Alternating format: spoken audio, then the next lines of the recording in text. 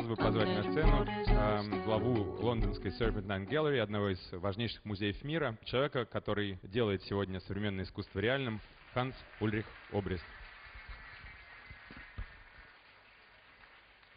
Ladies and gentlemen, friends and fellow travelers, thank you so much to all of you for this extraordinary experience of actually a completely new format of a lecture. This is a new experience. The topic is the future of the museum, and I think it's very important to resist that and to develop models for the 21st century museum which can be about diversity, which is the function of being a time storage, of preserving, of taking care of, where the word curator originally comes from the Latin curare, which means to take care of. So the time storage function obviously continues. However, there is also the idea that museums are laboratories for experiments for the future. So there is a negotiation between the time storage and the laboratory that is absolutely essential to understand what's happening in science, what's happening in architecture, what's happening in music, what's happening in literature. So it's a resolutely transdisciplinary idea of the museum of the 21st century. And a lot of projects I'm going to show you tonight have actually to do with transdisciplinarity and how we can connect the disciplines. I suggest that we start right away with our first guest and that we Skype in our friend Jonas Mekas in New York. A very warm welcome to Jonas. And Jonas, if we think about the 21st century museum and we would imagine now, how would your ideal museum work? What is the museum of your dreams? How would you dream a museum to be? Every major museum should have its own film laboratory and production of the materials on which films and videos could be reproduced. But I think many cities in the world that should be preserved as museums and not touched. Now, that's another big concern, and I think it's another direction into which the idea of the museum should be seriously considered.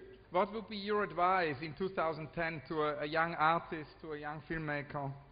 My advice would be not to listen to any advices, that just follow, do, even if everybody around you tells you not to do what you are doing, just do it. Great, thank you so much, Jonas. Thank you very much.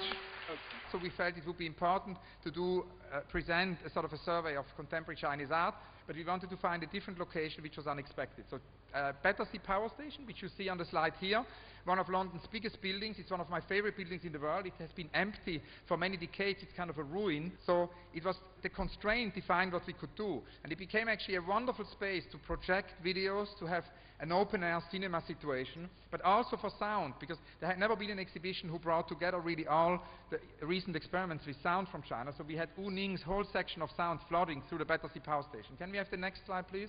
Huang Yongping, he thought for the first time ever he would do a video piece, because I had never done a video installation, but for Battersea, so he did this piece so actually the animals would watch their own video. Wu Daxin developed a whole square kilometer of apples. It was a gigantic installation which actually invaded the whole space also with the smell of apples.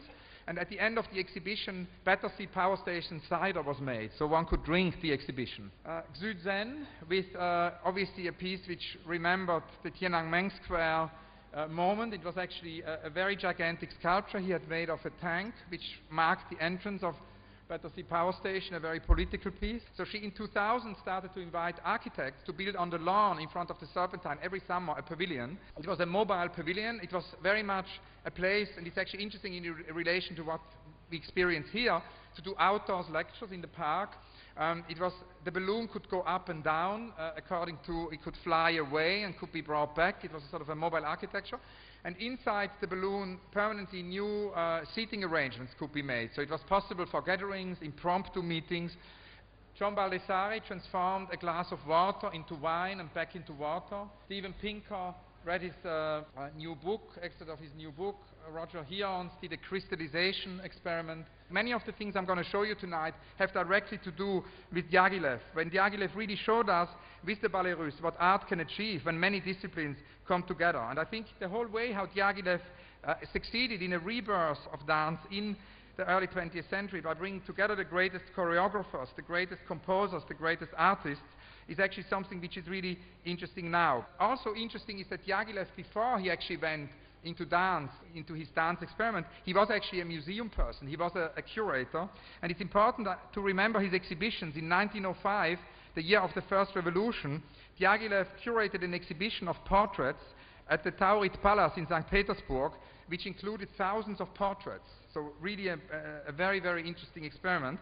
And a year later, in 1906-1907, Diaghilev presented his exhibition, 2 Centuries of Russian Art, and that became a touring show, an exhibition on the move. It happened in Paris, in Berlin, and in Venice, and he had already then the idea to bring together also design and architecture, and he invited actually Léon Bakst for Paris to develop a very adventurous and sort of new exhibition design. Now, whenever you do an experiment which you don't rehearse, there's obviously a risk for failure, and that was also the beauty of this, because some experiments produce really new experiences, some experiments failed in order to produce, again, new. And that leads us, last but not least, to Tempo del Postino, which is the main project I wanted to talk about tonight, because I thought, in terms of Diaghilev and in terms of Moscow, it would be interesting to talk and also show, and it is just fragments out of this project where Philippe Pareno and I invited basically 15 artists to develop a time-based piece. It was about staging time, as Nancy Spector called it. It was about this idea of durational dimension of an exhibition and how one actually could shift the parameters of a show where the viewer moves from piece to piece. Usually when you visit a museum exhibition, you move from room to room. And here it would be very different. The show would be delivered directly to you, and you would sit in the audience and would see the exhibition pass. And I'm going to show you now some extracts. So if you could have the first video, which is actually Philippe Pareno, with whom I co-curated the project and who directed the opera in Manchester. It's his piece. Il tempo del postino means postman time in English. In French, postino has 2 meanings. Facteur, which is a mathematical operation, and postman, which is a person who delivers information. This is your chance to visit an exhibition without moving, a journey without moving. Now this is Philippe Pareno's prologue. So he, as a co-curator, inaugurated the show. Jay Johnson is one of the world's leading ventriloquists. And he had this enormous magnifying glass in front of him and made an introduction explaining the project in relation to the Femme Palace. Following this, we have Tino Segal.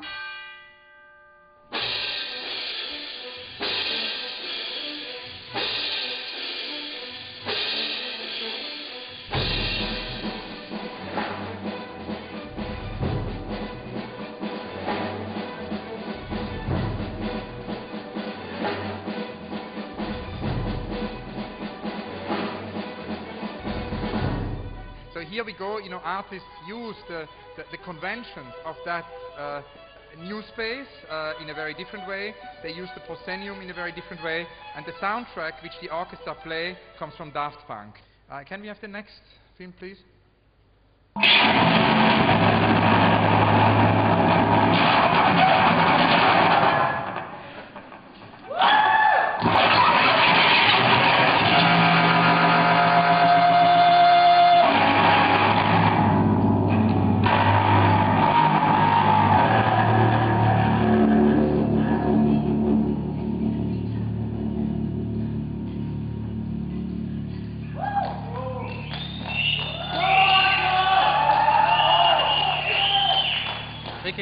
Who was interested in this idea, the way how things pile up together, they collapse and expand time. Can we have the next image, please?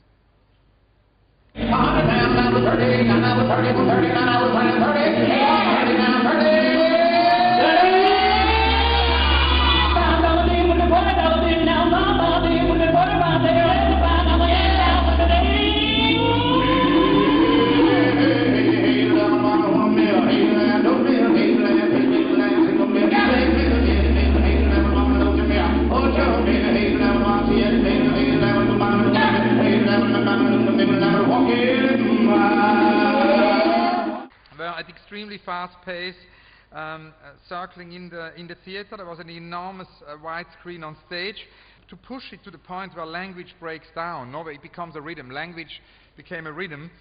Maybe take first questions. Мой вопрос, мне очень любопытно, где вы берете столько энергии и стамины? Потому что нам сначала сказали, что вы спите всего 3 часа.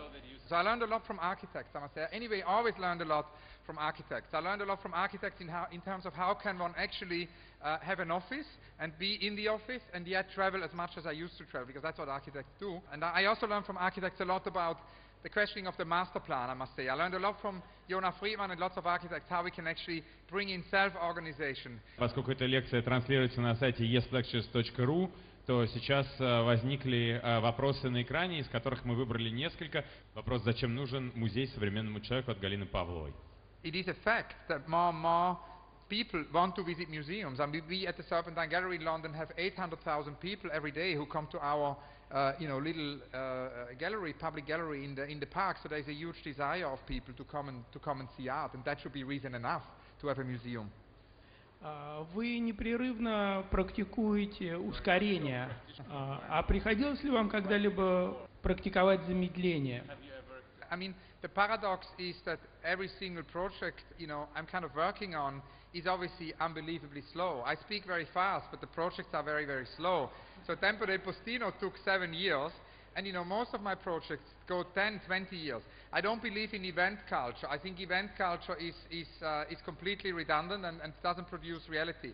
I believe in long-term projects. That's why I do marathon. I don't do sprint, I do marathon. Вопрос от анонимного пользователя сайта yes-lectures.ru, который просит описать выставку современного или классического искусства в 50-м году.